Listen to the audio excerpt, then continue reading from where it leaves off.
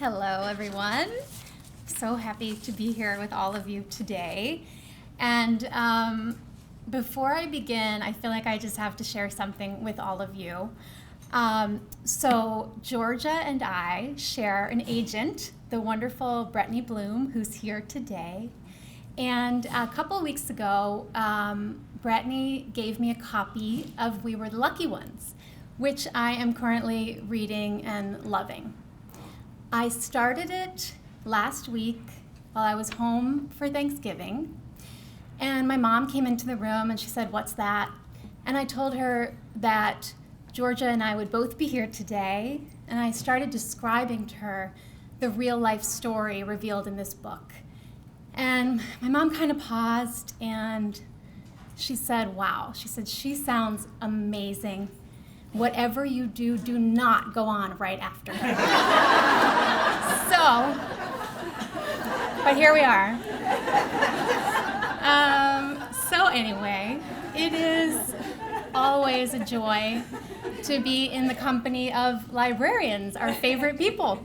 For so many of us, librarians were the first people who opened the door into this world of literature where we all dwell and that we all love so much. Like most writers, I suppose, I started out as a reader first. And it was the love of other people's work that made me want to write my own.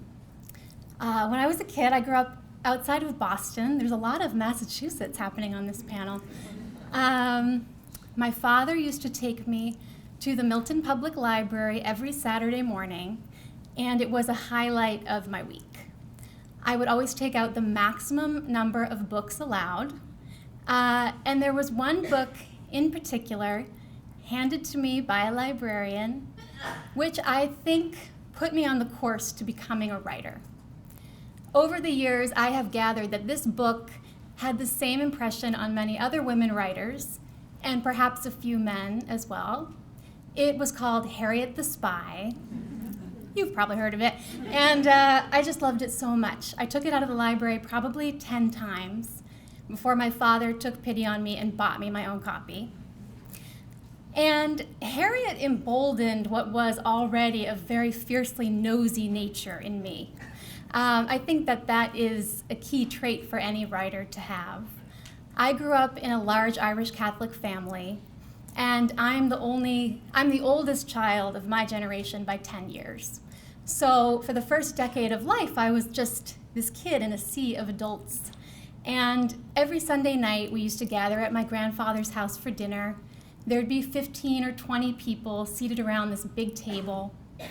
And after we'd eaten, after they'd had a few drinks, when I sensed the opportune moment, I would slip under the table and just listen to what everybody was saying. And after reading Harriet the Spy, I started bringing a notebook down there with me.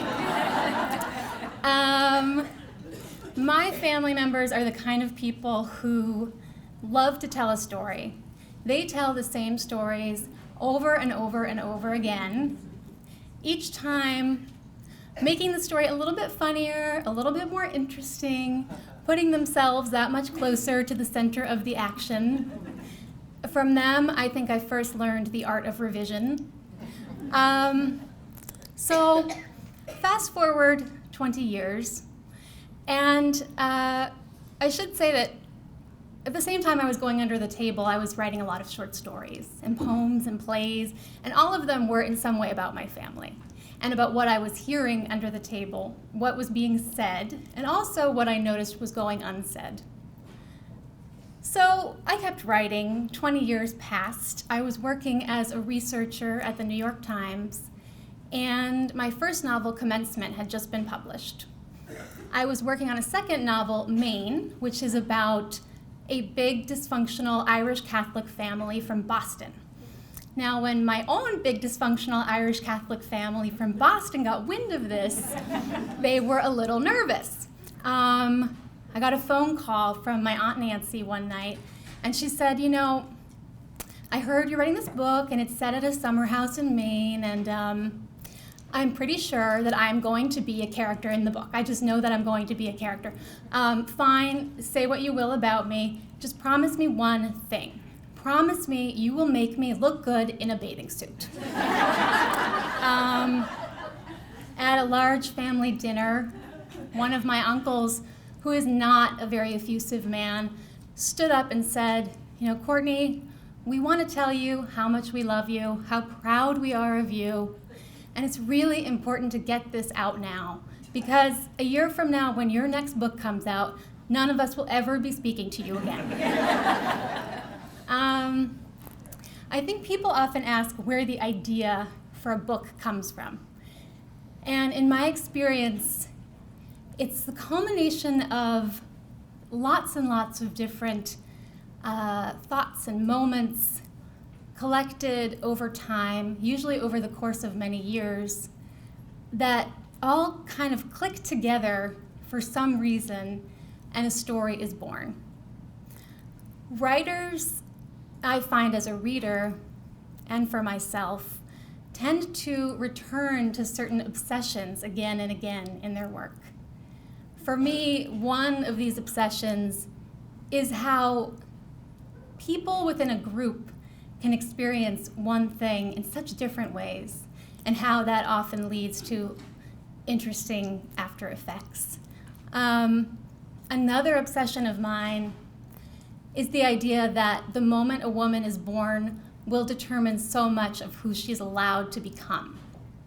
And I think even though all of my books are fairly different, these two obsessions kind of come up again and again. Which leads me to my new book, Saints for All Occasions. I think the seed for this book was planted 10 years ago, before I had published anything, and without my realizing it at the time. My family had taken a trip to Ireland, to Milltown Malbay, which is a little town on the coast where my great-grandmother was born. And it was my parents, my sister, and myself. It was a very moving experience, of course, to see this one-room cottage where my great-grandmother had lived. And to think about the fact that her decision to make this journey alone, and many of them were young women traveling alone, changed the shape of our family completely. The other thing that happened was we met all these relatives we'd never known before. My mother had brought these sort of offerings from where we lived. She had brought representations of Boston, which included Dunkin' Donuts coffee and Red Sox jerseys for all. Sorry, New York people. So when we gave these gifts to one of our relatives, a farmer named Pat Mead, he was like, oh yeah, I love Dunkin', Dunkin's great. And then he proceeded to tell us how he gets up in the middle of the night to watch the Patriots play Monday Night Football. And we were quite surprised that this farmer in rural Ireland took such an interest in our hometown, until he said, well, I lived in Boston until last year. And it turned out he had lived a 3-minute drive from our house for 20 years. We had never heard of him. So filed that away. And it was a couple years later when I was writing Maine. I was sitting around the table with a group of my childhood friends, all of whom are Irish Catholic like I am. And I asked them, what are some of the essential elements of our upbringing that you would include in a book about the Irish American experience? So one of them said, well, you've got to include the Balik china that all our mothers collected. And someone else said, don't forget the horrible Irish step dancing classes we were all made to endure. But a third friend said, you should write about that one relative in every Irish Catholic family who never gets mentioned, who half the family doesn't even know exists, until one day he just shows up at a wake. And this really ignited my imagination, in part because I too had noticed that at wakes we often find out more about the person who is being waked than we've ever known before. After Maine came out, about a year later, some readers responded to the very explosive matriarch in that book, saying she was so much like their mother or their grandmother. But just as many said they actually wished they'd had a mother like that, if you can imagine. They said, I grew up with the Irish Catholic mother who was just very sweet and always baking and smiling and never said a word about who she was, and we never really knew her. So all of this got me thinking about how mine is a culture that's equal parts about storytelling and silence, repression. And the Catholic faith certainly embodies elements of both, as does the immigrant experience. I thought about this cousin and how little we knew about other generations of our family, what had been lost in the travels. But I didn't write about any of it. I wrote another book, The Engagements, that didn't get into any of these issues. When I had finished The Engagements, I was talking to my Aunt Nancy, the one who wanted to look good in a bathing suit, and she kept saying, I have a great idea for you, for your next book. Now, as most writers can tell you, when someone tells you they have a great idea for your next book, it is almost universally a terrible idea. My aunt proceeded to tell me that her best friend, a woman I've known all my life named Martha, has a sister who is a cloistered nun at an abbey in Connecticut, Mother Lucia. She went into the abbey, you know the abbey, right? Yeah. She went into the abbey 40 years ago. She went in before I was born. So I've never heard of this person before. My aunt said, I think you should write a book about cloistered nuns.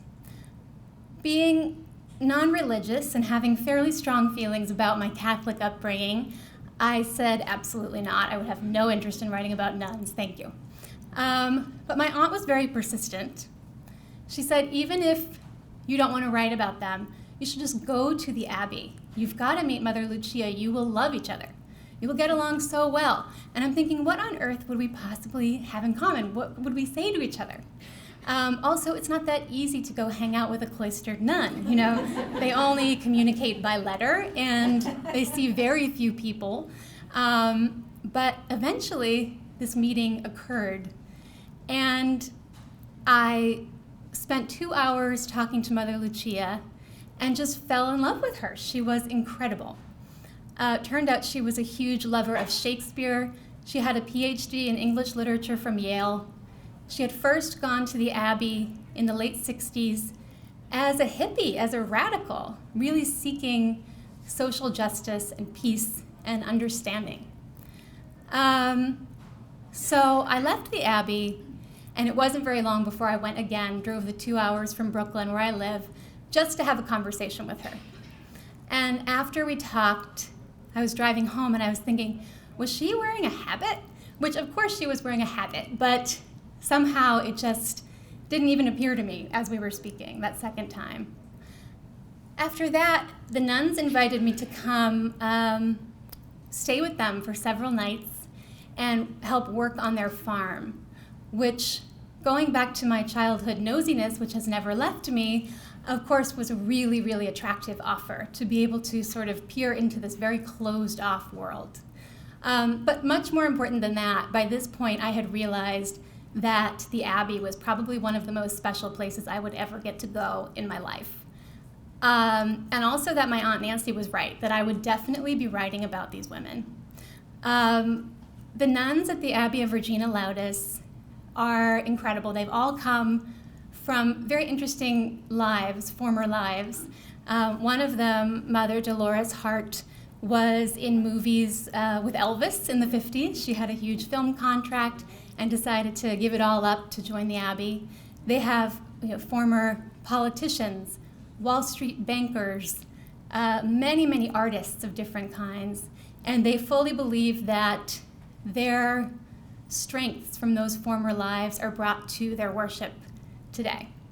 I also noticed that many of them came to the Abbey in moments of great strife. So they came following the assassinations of JFK and Martin Luther King. One woman joined after the police who shot Amadou Diallo were acquitted. They came at moments that just sort of defied logic. I exchanged letters with Mother Lucia last month after the election and suggested she might want to get a few beds ready, and she agreed. Anyway, while I was at the Abbey, One little tidbit that I learned that was interesting was that for the first time in history now, cloistered nuns are allowed to actually leave the abbey for a very brief amount of time in case of extreme emergency, if there's a death in the family or someone is dying. And just finding this piece of information out was kind of the click moment for the novel that I've written. It was the culmination of all these things I've been thinking about for a decade: immigration, women's lives in the context of the moment they are born, religion, secrets in a family, and all of that. It all turned into a story about a cloistered nun who is leaving the abbey for the first time in 50 years to go see her family. She's going for a wake. Half the family doesn't know she exists. And this woman, whose name is Teresa, immigrates with her sister Nora in 1958 from Milltown Malbay, Ireland, to Boston. The novel is told from the point of view of 5 relatives, family members of different generations. And it kind of looks at religion, looks at class, motherhood, and I think especially this idea of sort of openness versus closedness within a family. In order to write it, I went back to Milltown Malbay and I interviewed so many people who would be the age of my characters and learned a lot more about the place than I did on vacation 10 years ago. I also interviewed a lot of people I've known all my life in Boston who immigrated in the 50s from Ireland, who I'd never asked about it before, and got to hear their stories. One cousin in particular told me, a woman in her 70s, she told me how her son was very kind enough to go out of his way to get a plaque placed at Ellis Island for family members of ours who came over at the turn of the century. And she said it was really lovely, but our family members didn't come through Ellis Island. They came through Taunton, Massachusetts, a highly unglamorous landing spot. And I ended up putting that in the book because I thought it was just such a fitting example of sort of how we romanticize former generations and what the truth really is. Thank you.